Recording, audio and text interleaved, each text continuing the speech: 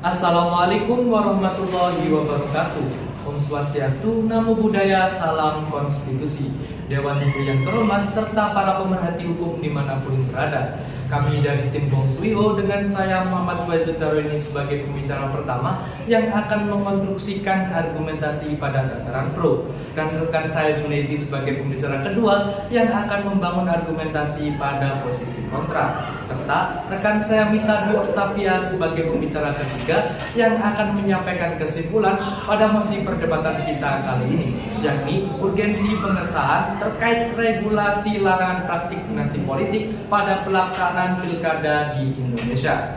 Dewan Juri yang terhormat, mosi kali ini dilatar belakangi oleh adanya pasal 7 huruf R Undang-Undang Nomor 8 Tahun 2015 yang dinyatakan inkonstitusional oleh putusan Mahkamah Konstitusi Nomor 33 Tahun 2015 pada frasa calon kepala daerah yang akan berkontestasi pada pilkada di Indonesia tidak boleh memiliki konflik dengan petahana, yang mengandung arti tidak boleh memiliki hubungan darah, ikatan perkawinan dan atau garis keturunan satu tingkat lurus ke atas, ke bawah, ke samping dengan petahana, kecuali telah melewati jeda 1 kali masa jabatan. Dewan Juri yang terhormat, hal ini bukan tanpa alasan, mengingat apabila calon kepala daerah terjalin hubungan keluarga, kekerabatan atau hubungan tertentu dengan petahana, justru akan menimbulkan potensi-potensi yang akan mendegradasi adanya pelaksanaan pilkada di Indonesia. Hal ini disebabkan karena politik dinasti bisa diatur sedemikian rupa sehingga petahana mempunyai akses yang lebih terhadap kebijakan-kebijakan serta akses terhadap alokasi anggaran. Hal ini digunakan oleh petahana untuk memenangkan pemilihan kepala daerah atau memenangkan kelompok-kelompoknya. Dewan Juri yang terhormat, apabila kita melihat kasus Bupati Klaten Sri Hartini justru menerima suap dalam hal promosi jabatan PNS, maka dapat kita simpulkan bahwasanya petahana juga memiliki akses yang lebih besar untuk melakukan mobilisasi pegawai negeri sipil untuk memberikan dukungan yang menguntungkan kepada dirinya atau kepada dinastinya, sehingga Dewan Juri yang terhormat diperlukannya sebuah mekanisme the second best policy yang digunakan untuk bentuk pengawasan yang ditempuh oleh pemerintah untuk menghindari adanya hak prerogatif politik. Dewan Juri yang terhormat, apabila kita menelisik terhadap konstitusi kita pada pasal 1 ayat 2 Undang-Undang Dasar 1945 yang menyatakan bahwasanya kedaulatan berada di tangan rakyat dan dilaksanakan menurut Undang-Undang Dasar, maka Dewan Juri yang terhormat, konsekuensi logis dari sebuah negara yang menempatkan rakyat sebagai legitimasi tertinggi dalam pemerintahnya adalah mengorientasikan seluruh kebijakannya untuk mensejahterakan masyarakat. Hal ini akan berbanding terbalik Dewan Juri yang terhormat apabila kita sandingkan dengan status quo di Indonesia, yaitu adanya praktik politik dinasti yang justru akan menimbulkan konflik of interest antar pejabat pemerintah. Maka hal inilah yang justru akan mencederai nilai-nilai pada demokrasi itu sendiri. Dewan Juri yang terhormat, hal ini kita buktikan dengan data yang telah kita himpun dari The Economic Intelligence menyatakan bahwasanya telah terjadi penurunan indeks demokrasi Indonesia pada tahun 2020 menjadi posisi ke-64 dengan skor 6,3 yang disebabkan oleh politik dinasti. Pun Dewan Juri yang terhormat, apabila kita melihat adanya hak berpolitik yang sudah jelas diatur dalam konstitusi kita, sangatlah tidak relevan apabila kita sandingkan dengan adanya praktik politik dinasti di Indonesia. Mengingat Lord Acton menyatakan power tends to corrupt and absolute power corrupt absolutely, yang artinya secara implisit adalah penyebab utama korupsi adalah kekuasaan yang absolut. Hal ini didukung oleh data yang telah kita inventarisir dari Indonesia Corruption Watch yang menyatakan bahwasanya terdapat 6 kepala daerah yang terpilih karena praktik dinasti politik yang justru tersandung kasus tindak pidana korupsi.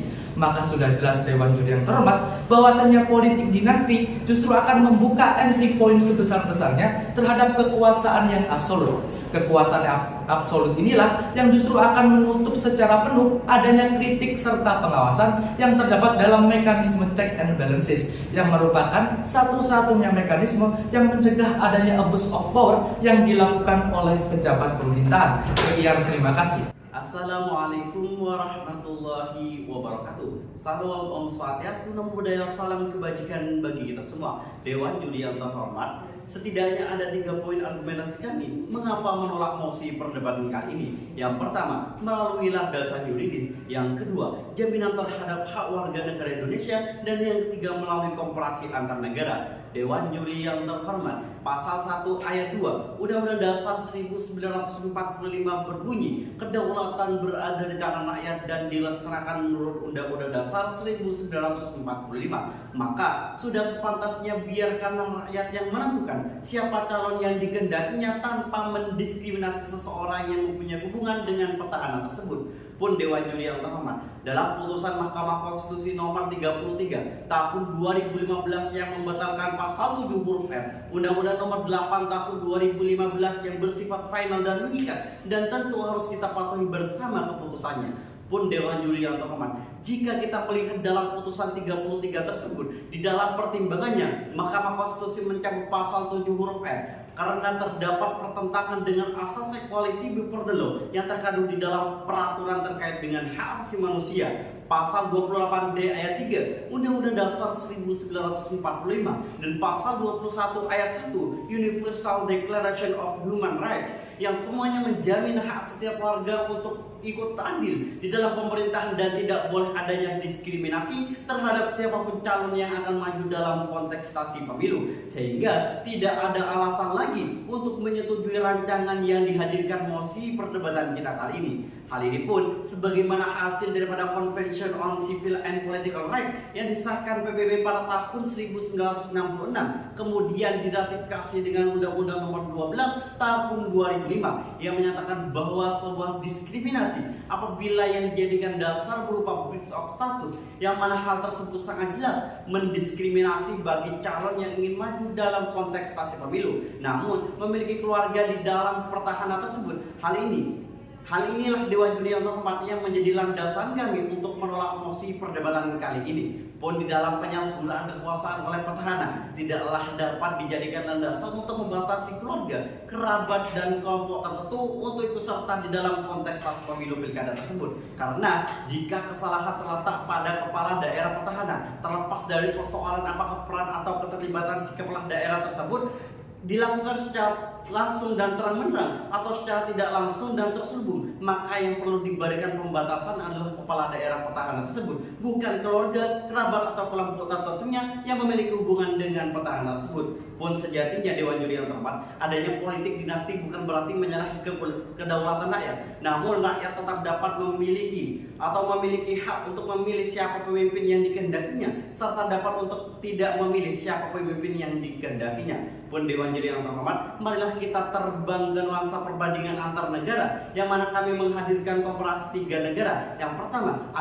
Amerika Serikat, yang kedua Filipina, dan yang ketiga India, yang mana ketiga negara tersebut sama-sama negara yang demokratis namun pernah memiliki pemimpin yang terlibat hubungan keluarga dengan pemimpin sebelumnya, bukan karena legitimasi rakyatnya yang terdegradasi, namun rakyat memilih sendiri pemimpin yang lebih baik meskipun masih memiliki hubungan dengan pemerintahan petahana tersebut. Sehingga marilah kita memberikan hak penuh bagi rakyat Indonesia untuk tetap memilih siapa pemimpin yang dikehendakinya tanpa mendiskriminasi pihak lainnya, serta tetap memberikan kedaulatan penuh bagi rakyat Indonesia.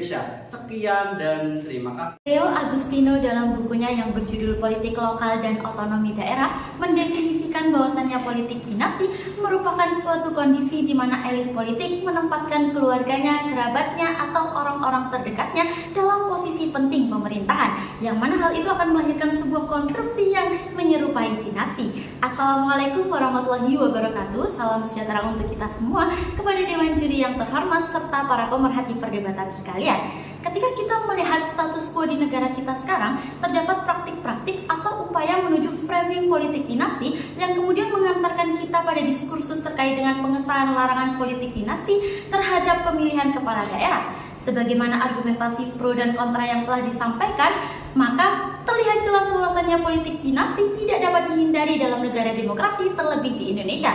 Berkaitan dengan mosi kali ini, maka sejatinya kami menarik 2 pandangan utama, yakni yang pertama, dalam tatanan pro mengamini bahwasannya politik dinasti akan menjadi ancaman serta berpengaruh terhadap kesempatan putra daerah untuk dapat berkompetisi di pilkada. Hal ini dibuktikan dengan adanya 61 kepala daerah dalam kurun waktu 10 tahun yang terpilih berdasarkan politik dinasti.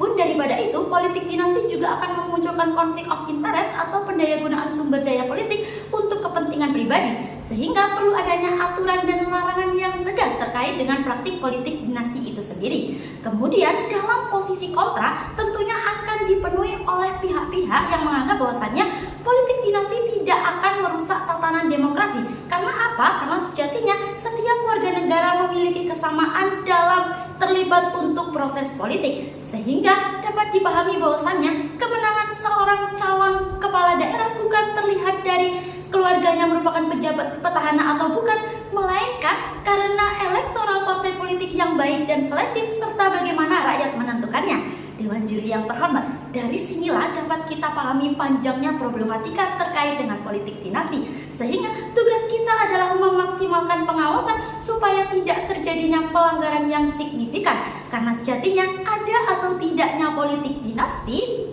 maka harapan rakyat hanyalah terpilihnya kepala daerah yang amanah serta mampu mempertanggungjawabkan kepentingan masyarakat, bukan hanya kepentingan dirinya atau kelompoknya. Demikian argumentasi yang bisa kami sampaikan, semoga dapat menjadi pertimbangan serta layak untuk dipertanggungjawabkan. Sekian dari kami dan salam insan jendek.